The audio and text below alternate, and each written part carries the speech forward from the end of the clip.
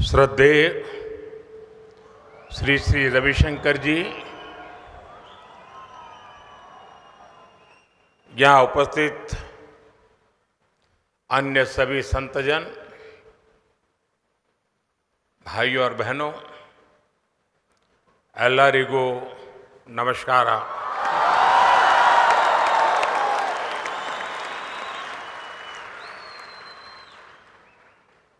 आज की ये सुबह एक अलग अनुभूति लेकर आई है। बच्चों के वैदिक मंत्रों से स्वागत, भगवान श्री गणेश के दर्शन, श्री श्री रविशंकर जी के 70 वर्ष और आर्ट ऑफ लिविंग के 45 वर्ष, ये ऐसे पल हैं जो हमेशा मेरी स्मृतियों में रहेंगे। इस अद्भुत समारोह में आमंत्रित करने के लिए मैं आप सभी का आभारी हूं।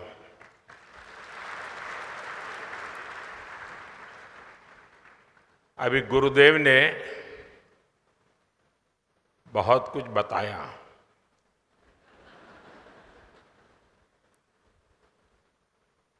आपको लगता होगा कि वो मेरी तारीफ कर रहे थे,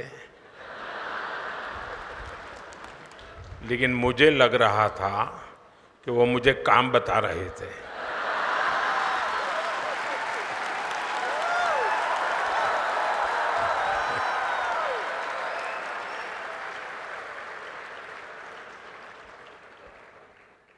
आपने सही कहा कि मेरा धन्यवाद नहीं हो सकता।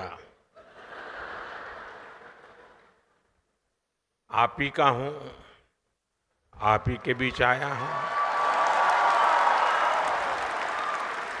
और आप ही के लिए आया हूं, और जहां हूं वहां भी आप ही के कारण हूं।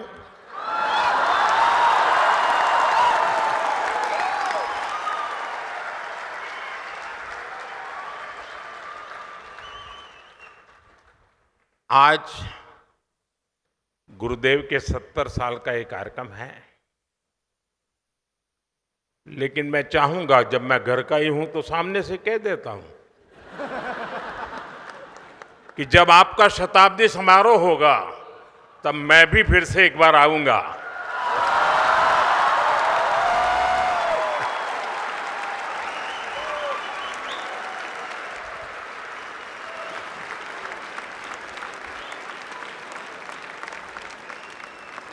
आज दिव्य और भव्य ध्यान मंदिर का लोकार्पण हुआ है।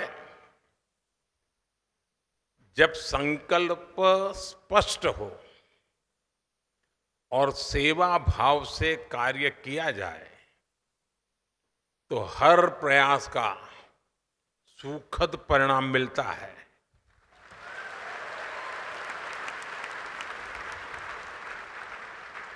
बाकी कुछ हो या न हो, हम सब लोटस की छत्र छाया में है।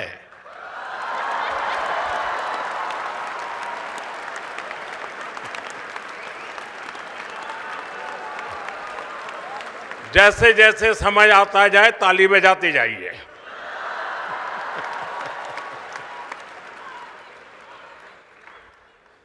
और गुरुदेव के आशीर्वाद है तो फिर लोटस की छत्र छाया ही देश को नई ऊंचाइयों पर ले जाएगी।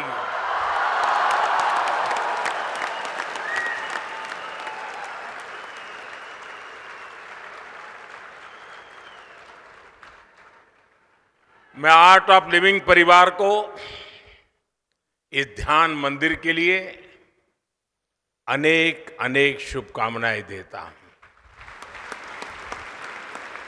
साथियों, बेंगलुरु का माहौल,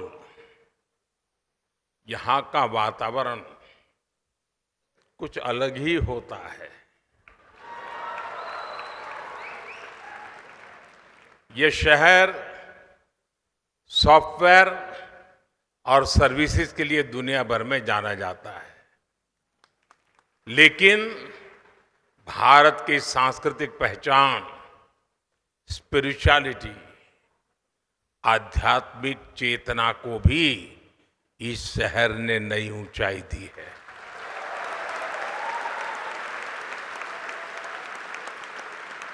योग, ध्यान, प्राणायाम भारत के संस्कारों का अभिन्न हिस्सा रहे हैं। और जैसा गुरुजी ने कहा, आज दुनिया भर के लोग भारत के इन आध्यात्मिक संस्कारों से प्रभावित हैं और इन्हीं पुरातन संस्कारों से भारत की भी अनेक संस्थाओं को प्रेरणा मिलती रही है। साथियों, इसी प्रेरणा से श्री श्री रविशंकर जी ने 45 वर्ष पहले आर्ट ऑफ लिविंग के रूप में एक बीज बोया था। आज वो एक विशाल वटवृक्ष के रूप में हमारे सामने है। इस वटवृक्ष की हजारों शाखाएं दुनिया भर में अनगिनत लोगों के जीवन को स्पर्श कर रही है। और मुझे विदेश में जहां जहां जाना पड़ता है सरकारी काम के लिए, तो कोई न कोई आप वाला मिल ही जाता है।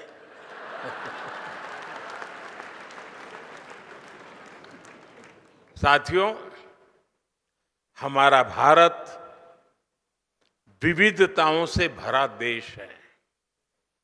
इतनी भाषाएं, इतनी परंपराएं, अलग अलग रीति रिवाज, उपासना के अलग अलग तरीके, जब हम इसे देखते हैं तो एक स्वाभाविक प्रश्न हम सबके मन में आता है, आखिर इन सभी सुंदर विविधताओं को जोड़ने वाला मूल तत्व क्या है?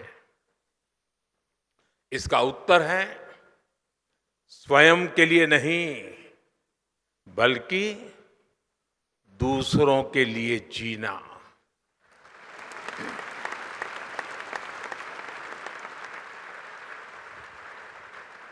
हमारे यहां कहा गया है, अष्टादश पुराणेषु व्यासस्य वचनम द्वयम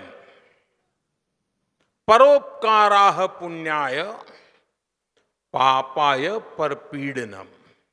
अर्थात दूसरों की सेवा करना पुण्य है और पीड़ा देना पाप है। सेवा परमो धर्म है। ये हमारे समाज का स्वाभाविक चरित्र है। पीढ़ी दर पीढ़ी ये संस्कार सरिता हम सबको संस्कारित करती है, प्रेरित करती है, ऊर्जावान बनाती है। भारत के अनेक आध्यात्मिक आंदोलनों ने अंततः स्वयं को मानव सेवा के माध्यम से ही अभिव्यक्त किया है। मुझे खुशी है कि आर्ट ऑफ लिविंग के हर प्रयास में सेवा की इसी भावना का प्रतिबिंब नजर आता है।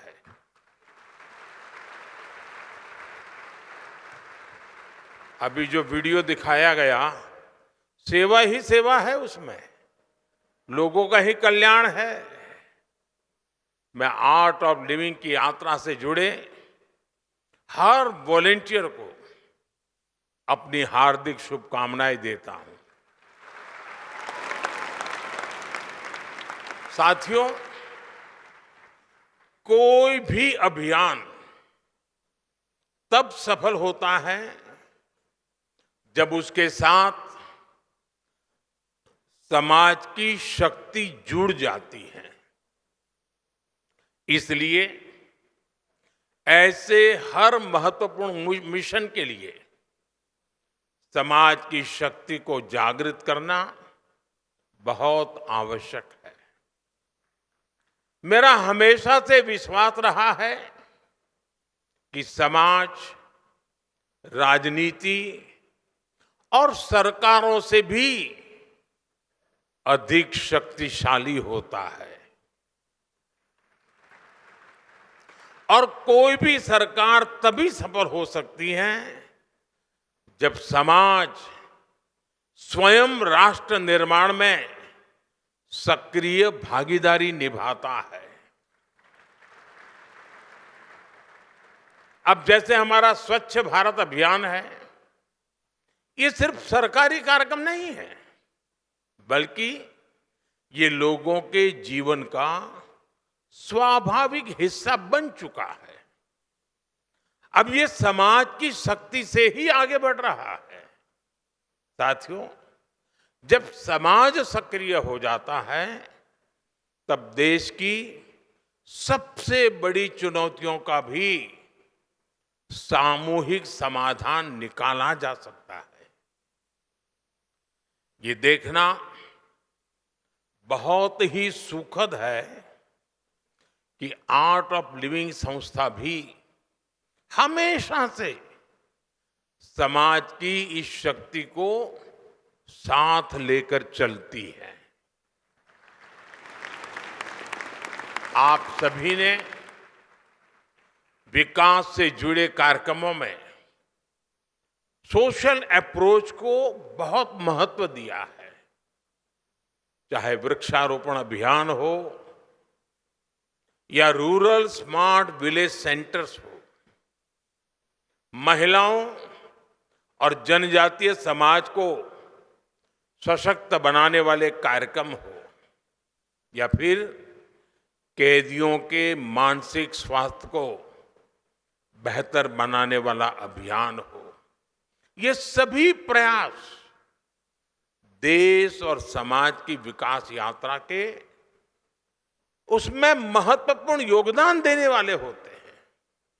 साथियों, मैं एक और बात के लिए यहां उपस्थित हर व्यक्ति की प्रशंसा करूंगा और वो है युवा शक्ति पर फोकस।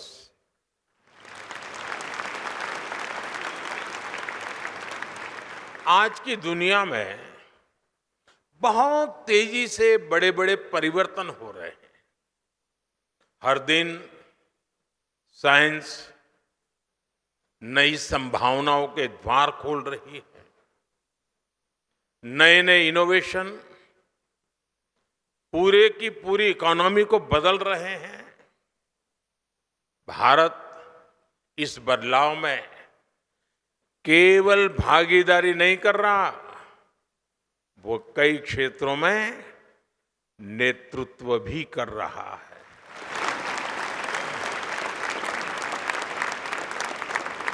हमारी डिजिटल क्रांति ने भारत को डिजिटल पेमेंट में ग्लोबल लीडर बनाया है।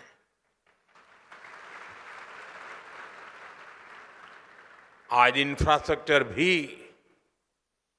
अभूतपूर्व गति से आगे बढ़ रहा है और फ्यूचरिस्टिक विजन के साथ आगे बढ़ रहा है।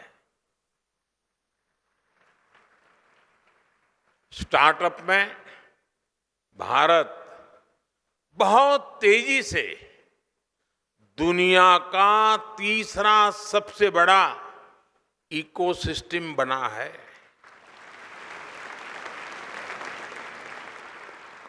हमारे युवा आज स्पेस में अपनी सैटेलाइट भेज रहे हैं।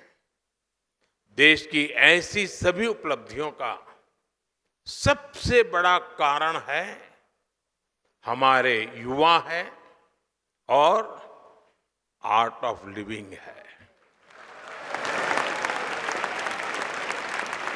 युवाओं को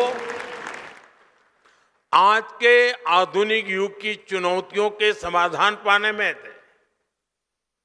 गुरुदेव और आर्ट ऑफ लिविंग बहुत सहायता कर रहा है। साथियों, आज टेक्नोलॉजी की वजह से दूर बैठे लोग एक पल में एक दूसरे से जुड़ रहे हैं, लेकिन जरूरी है हम दुनिया से जुड़े या न जुड़े, स्वयं से तो जुड़े।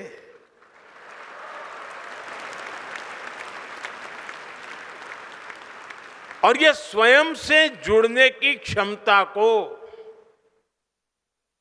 चाहे बीजारोपण करना हो, उसको सिंचन करना हो या उसको सक्षम बनाना हो, ये महान परंपरा से संभव होता है। विकसित भारत का निर्माण ऐसे युवाओं से ही होगा जो युवा मानसिक रूप से शांत हो, जो सामाजिक रूप से जिम्मेदार हो और जो समाज के प्रति संवेदनशील हो। इसलिए स्पिरिचुअल वेलबींग, मेंटल हेल्थ, योग, मेडिटेशन, इस पर काम करने वाली आपकी ये महत्वपूर्ण गतिविधि और इस प्रकार से काम करने वाली अन्य संस्थाएं भी, इन सब की भूमिका बहुत बहुत अहम है। ऐसी संस्थाएं लोगों में जुड़ाव, अपनापन और सामूहिक जिम्मेदारी का भाव मजबूत करती हैं।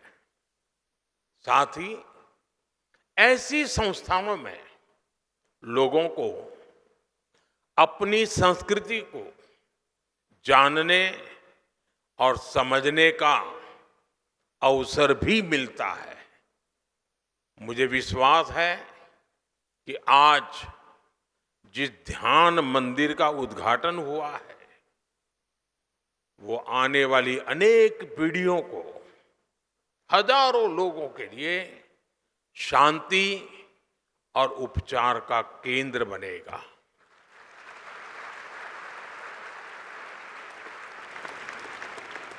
साथियों, आप सभी देश और समाज के प्रति अपने कर्तव्यों को बखूबी निभा रहे हैं, लेकिन जब भी आपके बीच आता हूं तो कुछ आग्रह करने से खुद को रोक नहीं पाता।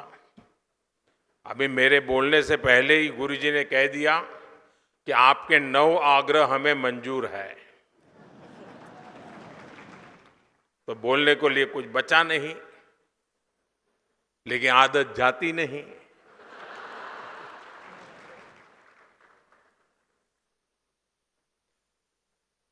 भारत के होलिस्टिक डेवलपमेंट के लिए कई स्तरों पर सामूहिक प्रयास की आवश्यकता है। इनमें आर्ट ऑफ लिविंग जैसे संगठन महत्वपूर्ण भूमिका और ज्यादा शक्ति से इस परिवर्तन के प्रहरी बन सकते हैं।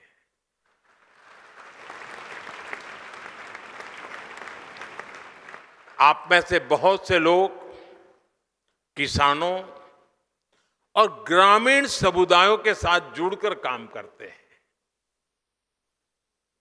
जैसा यहां फिल्म में भी बताया गया कि किसानों को नेचुरल फार्मिंग से जोड़ने की दिशा में और अधिक प्रयास करने की आवश्यकता है।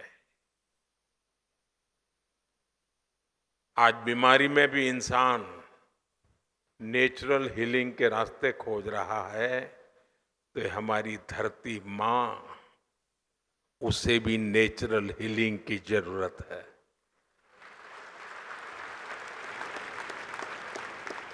केमिकल फर्टिलाइजर ने ये हमारे खेत को, हमारी धरती मां को उजाड़ दिया है। इस हमारी धरती मां को केमिकल से बचाना, ये भी आर्ट ऑफ लिविंग है।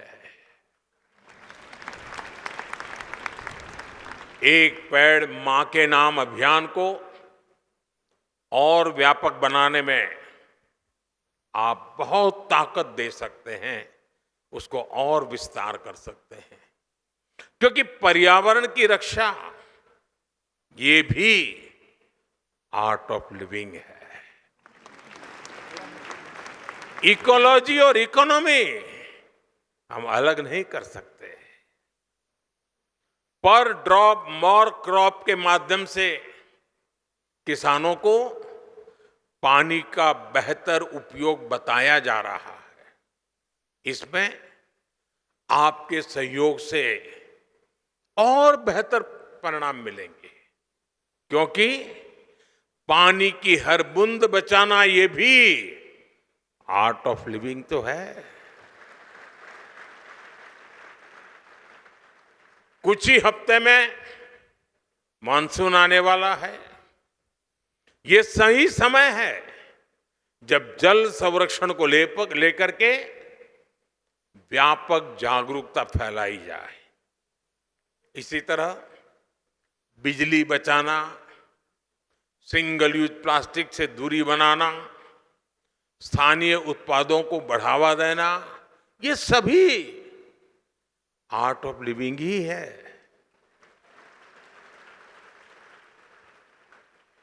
आज देश मिशन लाइफ पर भी जोर दे रहा है। ये जीवन को अधिक जिम्मेदारी और जागरूकता के साथ जीने का एक जीवंत अभियान है। इसमें एक ऐसी जीवन शैली अपनाने का आग्रह है जो प्रकृति के साथ संतुलन बनाकर चले। और मेरे हिसाब से मिशन लाइफ भी एक प्रकार से आर्ट ऑफ लिविंग का एक प्रकट रूप है। मुझे विश्वास है कि आने वाले दिनों में आप सभी जो हमेशा आप करते आए हैं, आर्ट ऑफ लिविंग के भिन्न भिन्न पहलुओं को आपने विस्तार भी दिया है, विकास भी किया है। समाज के एक बड़े वर्ग को जोड़ने के लिए आप ज्यादा प्राथमिकता देंगे और गुरुजी की शताब्दी जब हम मनाएं तब इन सारे लक्ष्यों को हम पूरा करके रहें।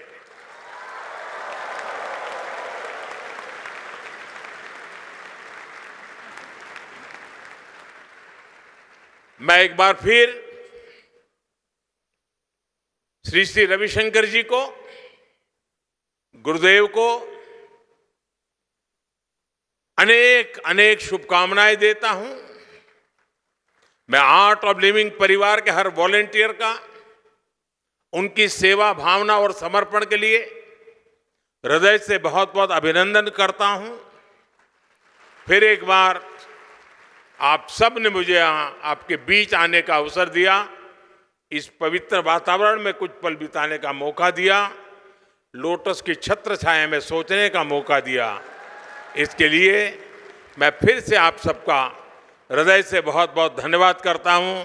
जय गुरुदेव।